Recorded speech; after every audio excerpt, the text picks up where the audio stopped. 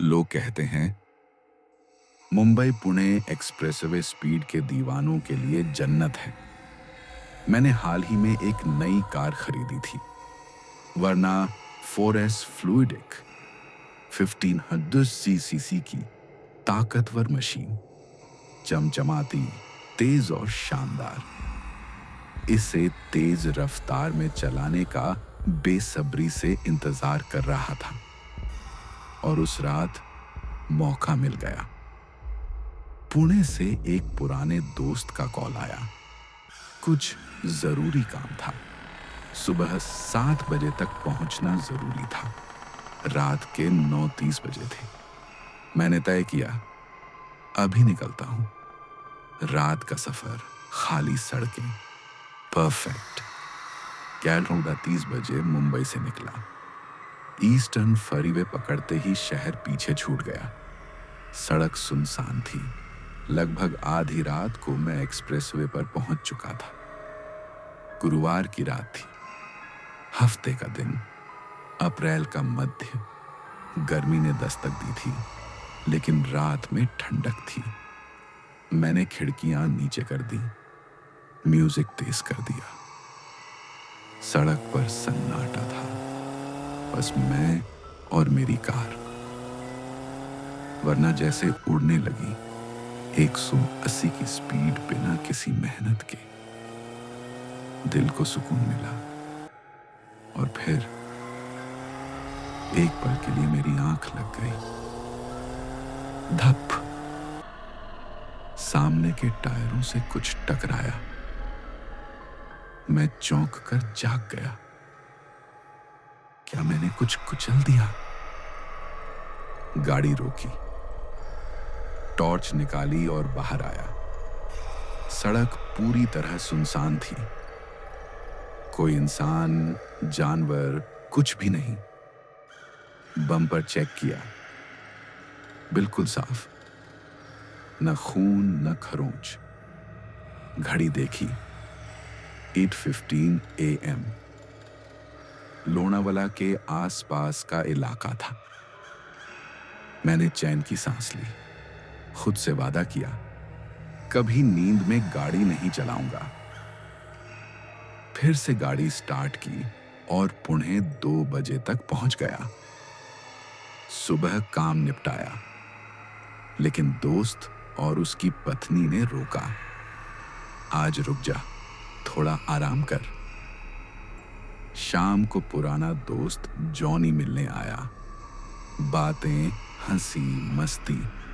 वक्त कैसे बीता पता ही नहीं चला। जब फोन देखा, बाहर 03 AM। अब निकलना पड़ेगा, मैंने कहा। वो रोकते रहे, लेकिन ऑफिस का काम सिर पर था। जैसे ही मैं कार में बैठा, रूह कांप गई। एक अजीब सी गुड़िया रियर व्यू मिरर से लटक रही थी। छोटी, कपड़े की बनी हुई, 2 काली चोटी और चेहरे पर अजीब मुस्कान।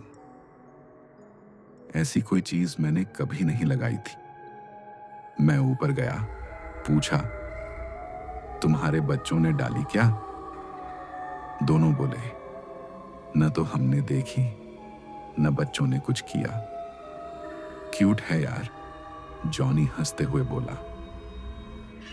लेकिन मुझे तो यह बिल्कुल भी क्यूट नहीं लगी। कुछ अनजाना सा डर बैठ गया मन में। फिर भी नजरअंदाज कर आगे बढ़ा। पाला 15 AM। फिर से एक्सप्रेसवे। गुड़िया झूल रही थी।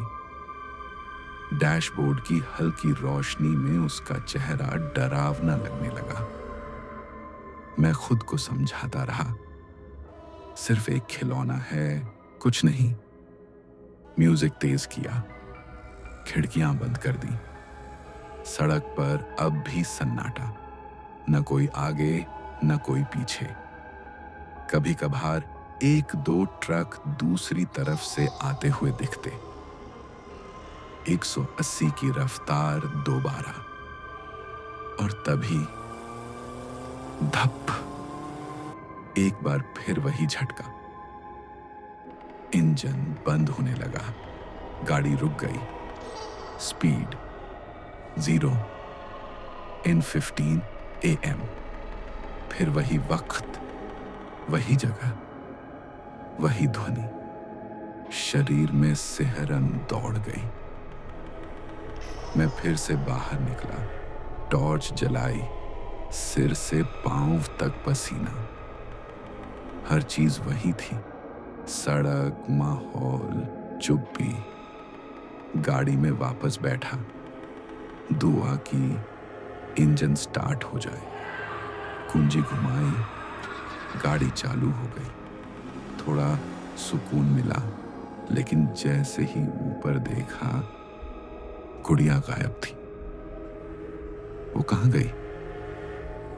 ढूंढा, सीट के नीचे, दरवाजों में, डैशबोर्ड पर, कहीं नहीं। दिल बैठ गया।